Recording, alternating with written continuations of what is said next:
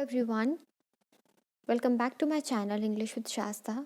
I am Shasta. So today we'll discuss about the your AE SCC 205, that is your Translation Studies and Principles of Translation HPU second year syllabus.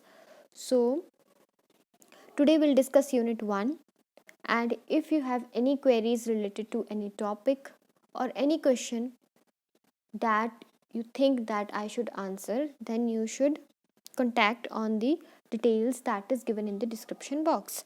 Thank you. So unit 1 is introduction to translation. So definition of translation, सबसे पहले हम इसमें क्या discuss करेंगे? We'll discuss about the definition of translation, that what is translation, what are its types, principles of translation and purpose of translation. Unit 4 consists of 4 topics. Okay, so what is translation?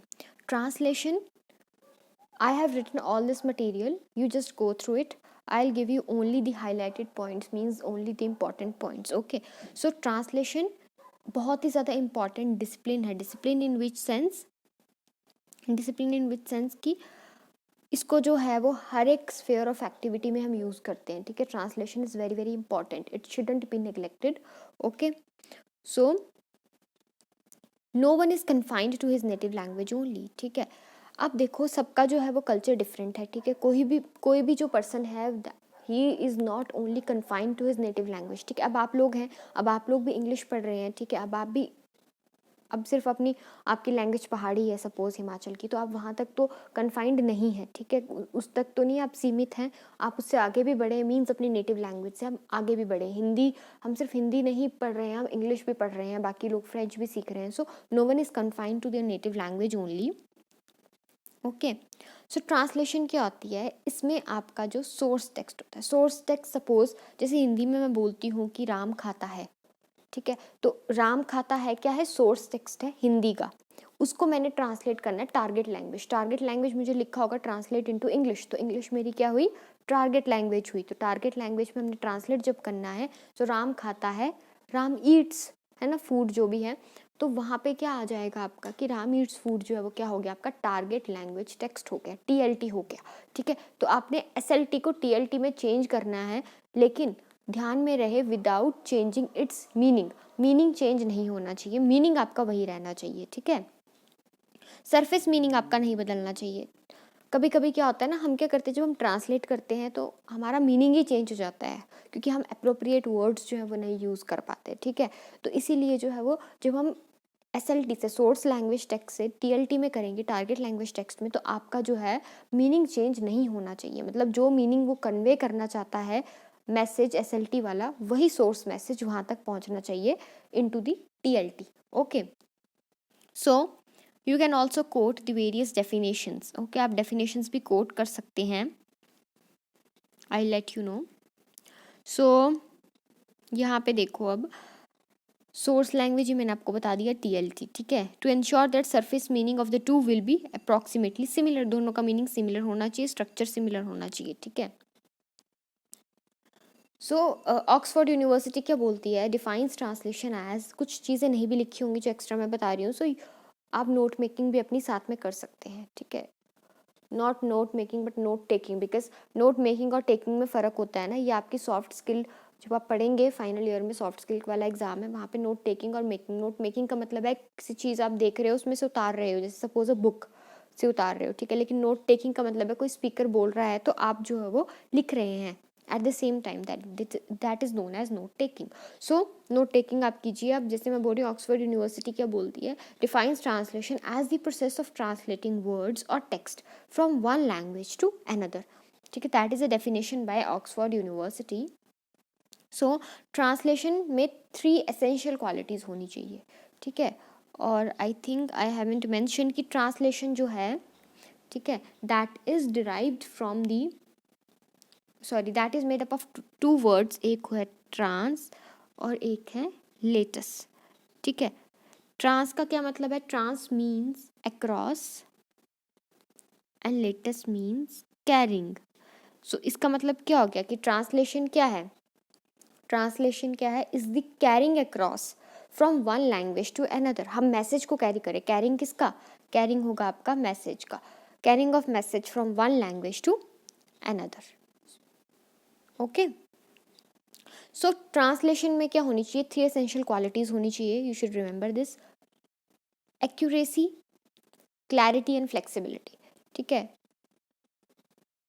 It trains the learner to search flexibility. Translation क्या train करती है learner को, flexibility, मतलब एक language से दूसरी language में आप कैसे फ्लेक्सिबल हो सकते हैं।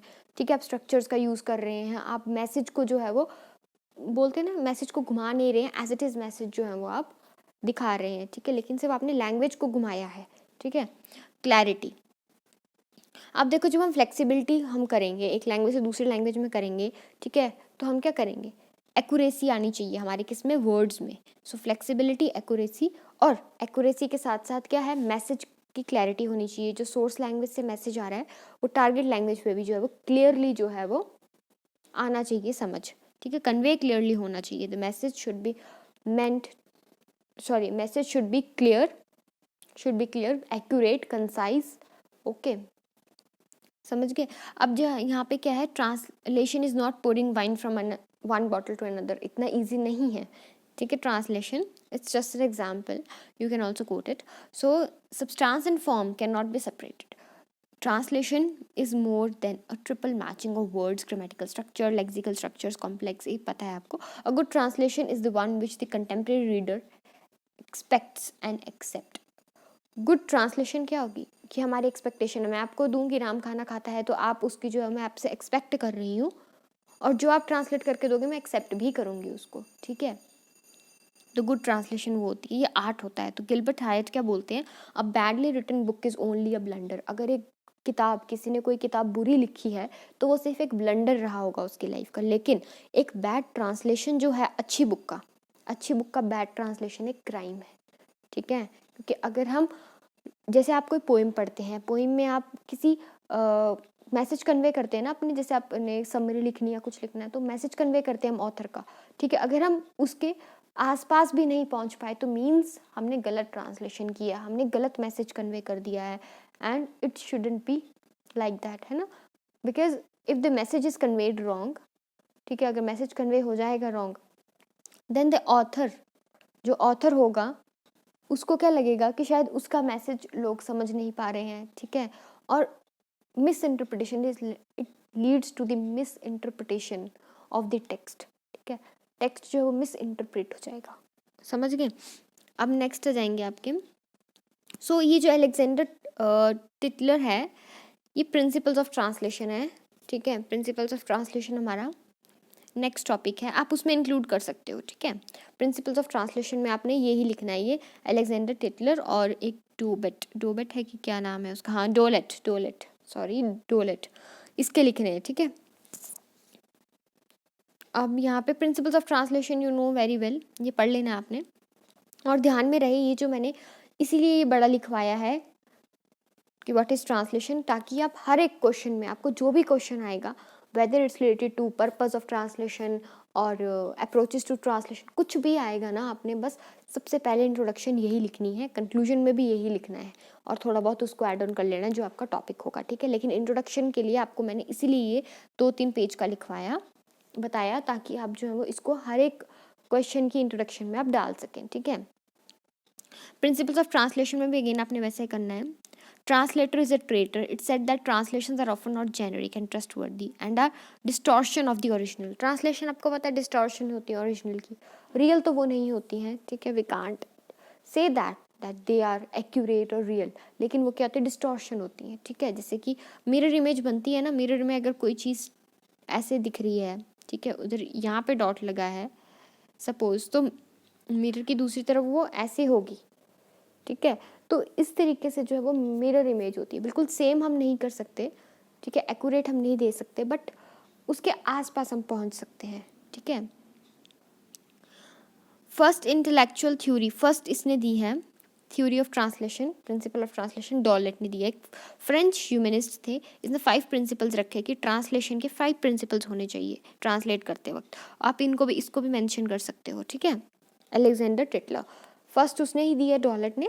अलेक्जेंडर टिटलर को, जिसको अलेक्जेंडर टिटलर याद हो रहा है वो कर लो, पर डॉलेट के सबसे ज़्यादा इंपॉर्टेंट है। क्या है, the translator must fully understand the sense and the meaning of original author, I have already defined this thing कि ओरिजिनल ऑथर का आपको क्या मैसेज वो कन्वे करना चाहता है, ठीक है, ये आपको पता होना चाहिए. Second, translator must have a perfect knowledge of both source language and target language. मतलब अगर आप देखो हिंदी में बात कर रहे हो, आपको हिंदी के बारे में पता होना चाहिए, लेकिन अगर इंग्लिश में बात करें तो आपको इंग्लिश के बारे में भी तो नॉलेज होनी चाहिए कि what are the rules, what are the grammatical constructions, what are the lexical structure of that particular language. ठीक है, क्या एग्रीमेंट फॉलो हो रहा है, सब्जेक्ट वर्ब ऑब्जेक्ट है कि सब्जेक्ट ऑब्जेक्ट वर्ब है. It should be like that. Okay, the translator should avoid word for word rendering. मतलब एक होता है ना वर्ड टू वर्ड कर देते हैं हम, जैसे कि आपका करता है या सोता है, खाता है, पीता है, कुछ भी है तो हम वर्ड टू वर्ड कर देते हैं. जैसे कि राम का हम राम लिखते हैं. ठीक है, अब ये तो नेम है, दिस इज द एक्सेप्शन, लेकिन किसी वर्ड्स का जो है वो वर्ड टू वर्ड ट्रांसलेशन नहीं हो पाती, इमिटेशन नहीं हो पाता, यू कैन से. आगे हम पढ़ेंगे. The translator should use forms of speech in common use. अब कॉमन यूज में फॉर्म्स ऑफ स्पीच क्यों यूज करें, क्योंकि देखो जो ट्रांसलेट कर रहा है और जो रीडर है, हमें रीडर को ध्यान में रखना है. ठीक है, अब आप कुछ लिख रहे हैं अपने एग्जाम में तो you should focus on the examiner. ठीक है, आपको एग्जामिनर पे फोकस करना है कि है भी वो चीज़ उसको पता भी है या नहीं पता है, क्योंकि कभी कभी कुछ ऐसे वर्ड्स होते हैं, कुछ ऐसी स्पीचेस होती हैं वो नहीं पता होती हैं.